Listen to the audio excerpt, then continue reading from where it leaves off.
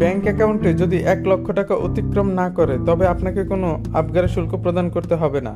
Balance যদি 1,01,000 থেকে 5 লক্ষ টাকা অতিক্রম না করে তবে আপনাকে আবগারি শুল্ক প্রদান করতে হবে 150 টাকা। ব্যালেন্স যদি 5,01,000 থেকে 10 লক্ষ টাকা অতিক্রম না করে তবে আপনাকে আবগারি শুল্ক প্রদান করতে হবে 500 টাকা। আপনার ব্যাংক অ্যাকাউন্টের ব্যালেন্স যদি 10,01,000 থেকে 50 লক্ষ টাকা অতিক্রম না করে তবে আপনাকে আবগারি শুল্ক প্রদান করতে হবে 3,000 টাকা।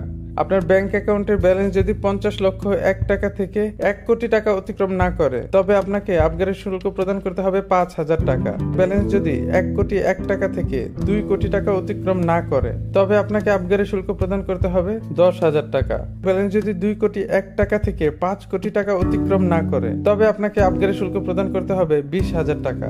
আর আপনার অ্যাকাউন্টের ব্যালেন্স যদি 5 কোটি টাকার উপরে হয় তবে আপনার আবগারি শুল্কের পরিমাণ হবে 50,000 টাকা।